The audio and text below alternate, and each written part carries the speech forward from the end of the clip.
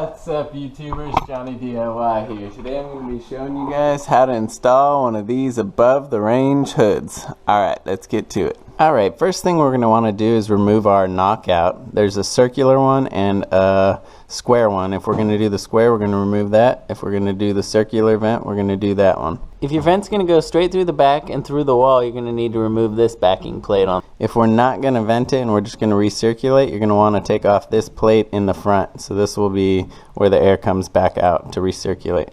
And then we also got a knockout right here for the plug. So you're just going to take a flathead, some pliers, pry these off like that.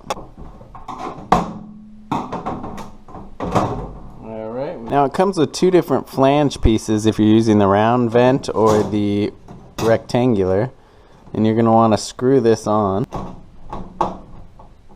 Alright, there we go. So it'll work like that. Got a little damper. Now we're going to mark underneath the cabinet where we're going to cut the holes for the vent. If you're going to not vent it or you already have the ducting up, you can go ahead and skip this part, but there's a few different diagrams that are going to be different for each model. We're going to cut a hole for the outlet plug. I'm going to go ahead and screw a hole in each corner to make cutting it easier. Alright, now we'll cut the hole out with our Sawzall, or you could use a jigsaw.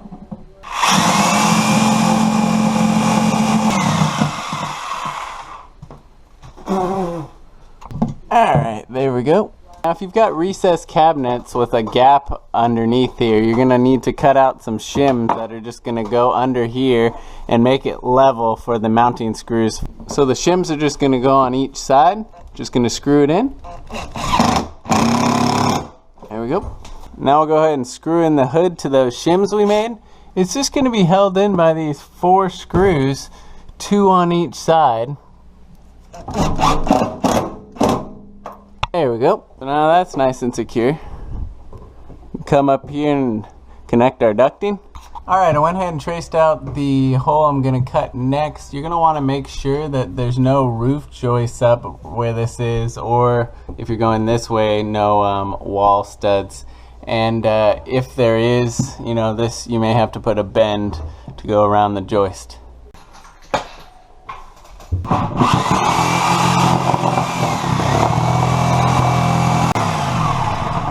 Alright, there we go. Now we can connect our ducting and wiring. Alright, we'll go ahead and put this straight piece of ducting up in our hole. We'll go ahead and put this piece of ducting back on the top of our range.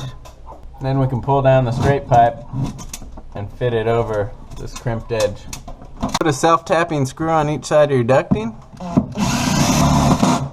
Okay, now you're going to want to foil tape all your seams, not duct tape. Use some ducting foil tape.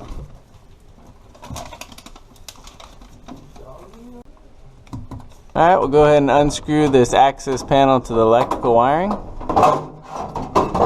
Now you're going to need a heavy-duty 3-prong cord if you're going to be running it to, say, an outlet, or if you're hardwiring it, you'll just run the wires directly to these right here. Feed the wires down, pull it down. Now we can connect these wires. You're just going to use wire nuts. We're going to go black to black, white to white. And we're just going to wrap our green one right here underneath this green grounding clamp. Now we got all 3 wires connected. Now you can go ahead and turn your breaker back on. Screw our access panel cover back on. Alright, now we're ready to test it. Woohoo! Make sure the fan works. Ooh, it's quiet.